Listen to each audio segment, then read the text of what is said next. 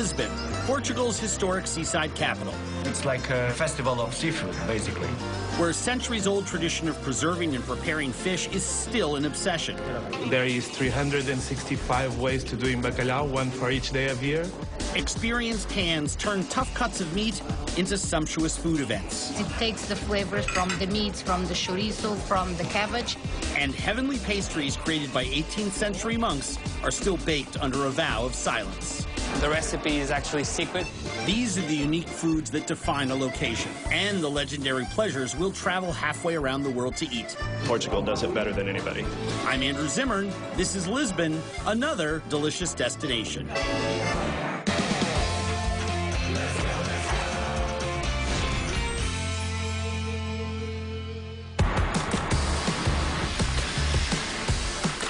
The city of Lisbon, Portugal's stunning capital, captures your attention with its remarkable 6th century Moorish castle, expansive beaches, and commanding views from its famous 7 hills. The signature suspension bridge and streetcars clanking through the city's cobblestone lanes add to Lisbon's old world charm. But the newest attraction is the city's resurgent food scene. With more than 500 miles of Atlantic coastline, Portugal thrives on seafood, and the national superstar is the sardine. Best eaten fresh, salted, and grilled. I adore sardines. I could eat sardines time and time and time again.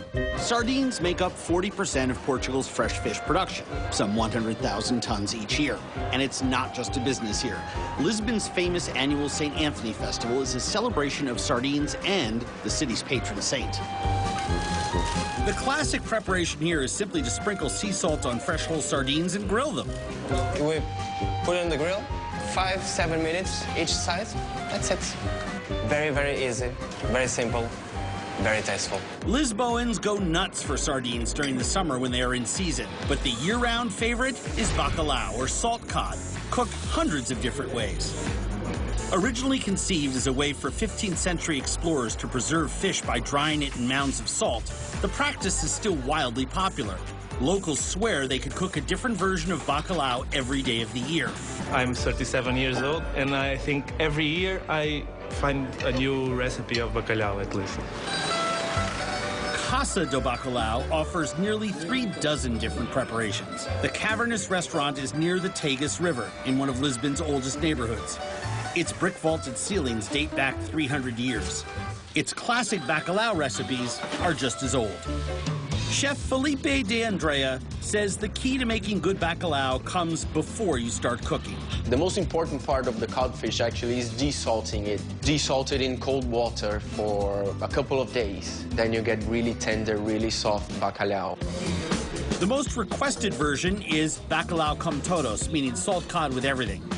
It's a simple poached filet with vegetables, a specialty of the co-owner and head chef, João Bandeira. Today, bacalhau is considered the king of Portuguese cuisine. João prepares a broth to poach the desalted fish, starting with water, olive oil, parsley, salt, fresh ground pepper, and bay leaves. The bacalhau fillet is boiled for about 12 minutes. This is the fat on top of the bacalhau. It gives it a fantastic flavor. The vegetables will be cooked separately. He uses par-cooked halve potatoes, long green beans, and sliced carrots, along with hard-boiled eggs. Once the water comes to a boil, he adds olive oil. The olive oil here is fundamental. The final ingredients are pre-cooked chickpeas, which João blanches with yet more olive oil. Once everything is ready, João places the cod on a cloth to soak up excess water, surrounds it with the chickpeas and a parsley garnish, and covers it all with a cloth to retain heat. He plates the vegetables and eggs separately, and it's ready to serve. Foreigners share it, but a Portuguese person will eat it all himself. Bacalhau today is without a doubt the product most consumed in our country. It's the best way to eat it because you really feel the flavors of the bacalhau itself and the side dishes. When the bacalhau is done properly, it becomes flaky, just like this. As soon as I get off the plane, I have some form of cod. I just love it. It has a great texture because of the way it's slow cooked. It intensifies the flavor and renders the fat. I've had cod all my life, and Portugal does it better than anybody. Lisbon's bay also provides a bounty of fresh shellfish, which star in another Lisbon staple, arroz de marisco, a colorful medley similar to a Spanish paella, the perfect marriage of Portugal's two great culinary loves, seafood and rice. The Portuguese are the largest consumers of rice in Europe and one of the biggest rice producers in the world, turning out more than 300 million tons of it each year. Both the short grain, Carolina variety, and a long grain, agulla, used in arroz do marisco.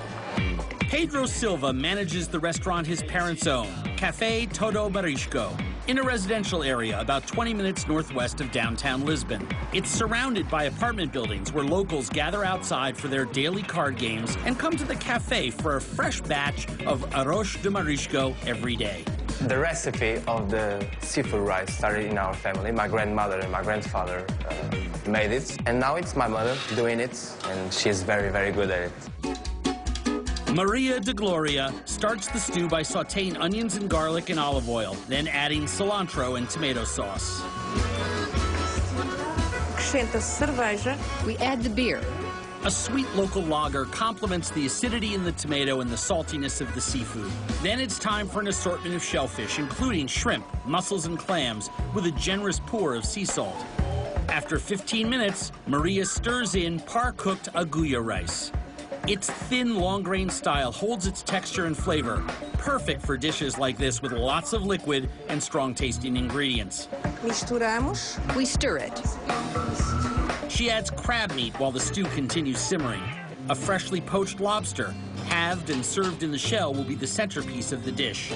Then she loads the arroz de marisco into a bowl built for several diners, topping it with cilantro and a cascade of seafood. Crab claws, crab roe, steamed mussels, the lobster, and steamed prawns. Everyone in Portugal knows this dish. You can feel the herbs and the shrimp inside it. It's amazing. Colorful and a lot of textures, similar to a risotto, but with seafood. Small bits, big bits. You have it all, so it's like rich. I love the mussels and the clams mixed with the rice. So it's like a festival of seafood, basically. It's also a festival of garlic-slathered pork on the streets of Lisbon. But this one's only served late at night.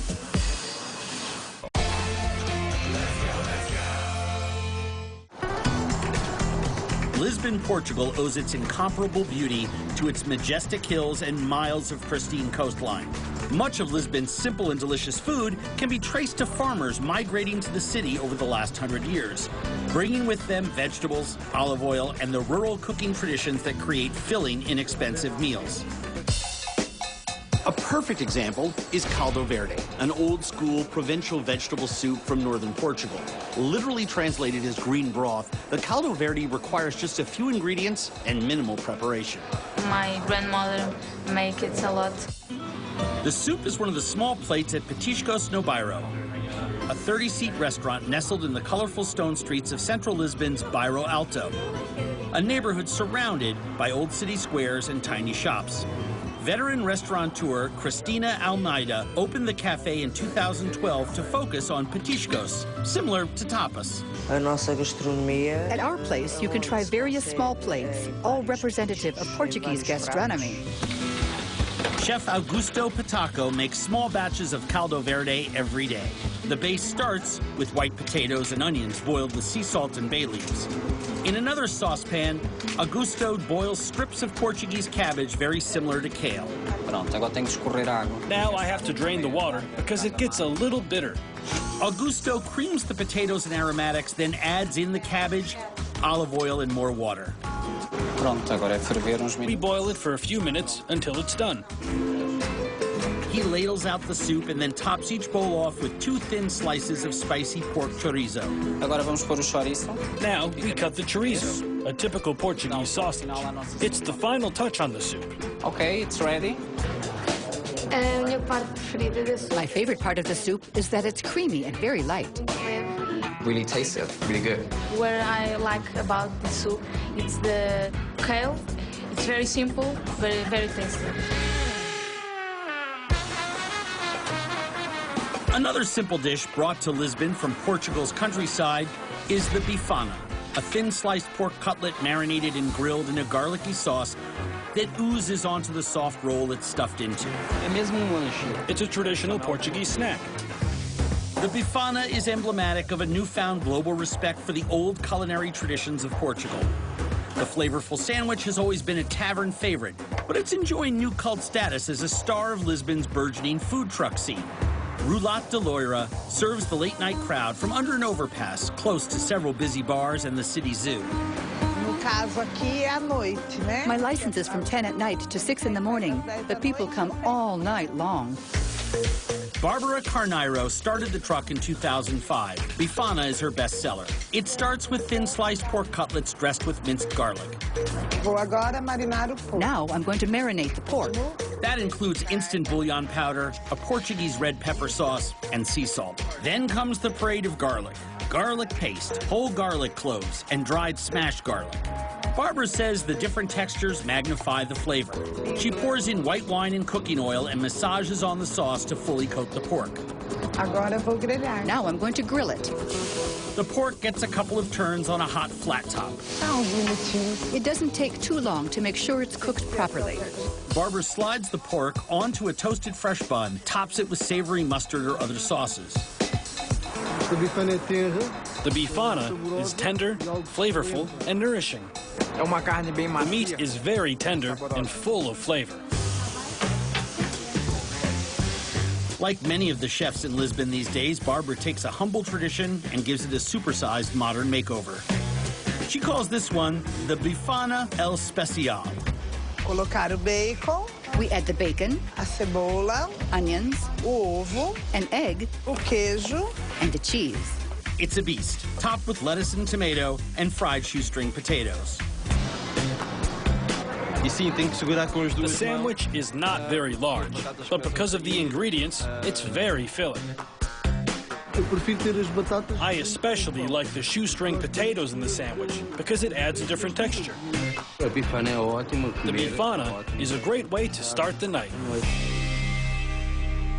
Bifana may be the perfect food to start or end a night on the town, but to really pile it on, Lisboans turn to this everything-but-the-kitchen-sink feast. And altogether is paradise.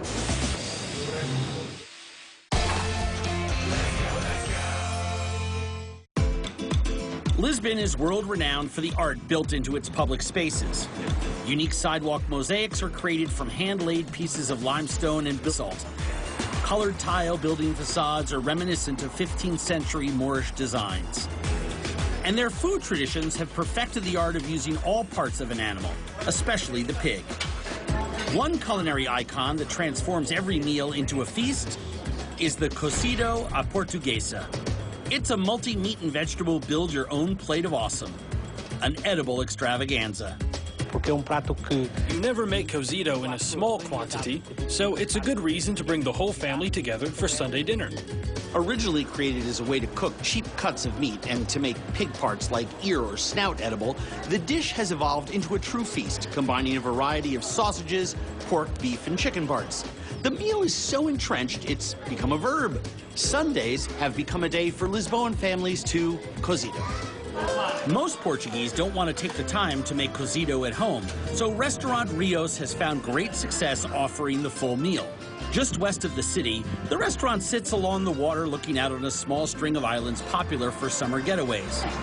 But winter is ideal to enjoy a warm cocido, a specialty of executive chef Antonio Boya.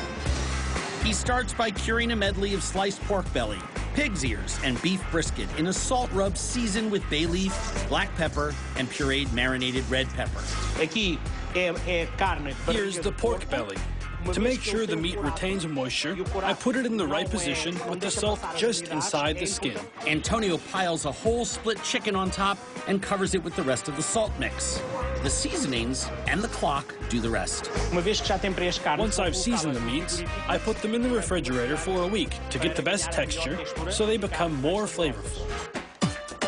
Then Antonio shakes off the excess salt and submerges each piece of meat in water to desalinate it. The meat will stay in the water for 24 hours to remove the salt. Every 6 to 7 hours, we will replace the water. Cured and rinsed of the salt, Antonio finally puts all of the meats into a giant stock pot to boil for 3 hours.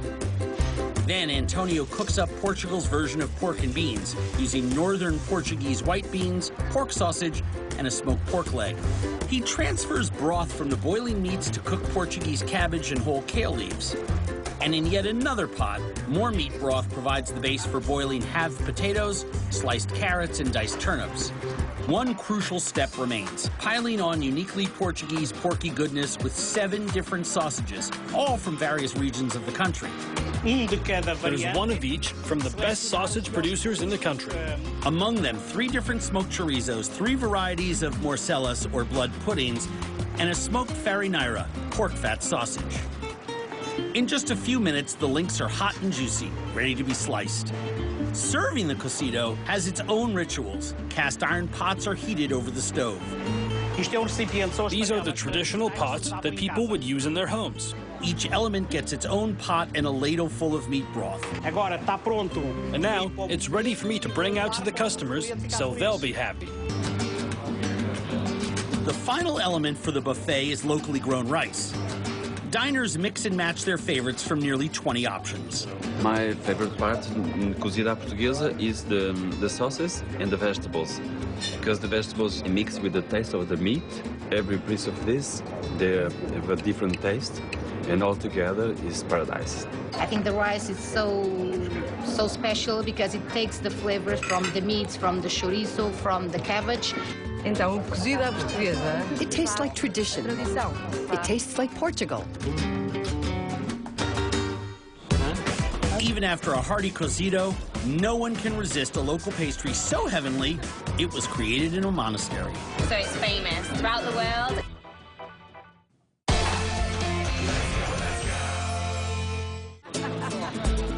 Lisbon is one of Europe's oldest cities and wears its history proudly.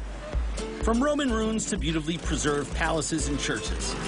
Though a devastating earthquake destroyed much of the city in 1755, the 16th century Jerónimos Monastery survived. The ornate compound was more than a church and monastery. The monks who worked within its walls are credited with giving Lisbon its iconic dessert, the pastel de nata, a sweet, creamy egg custard tart.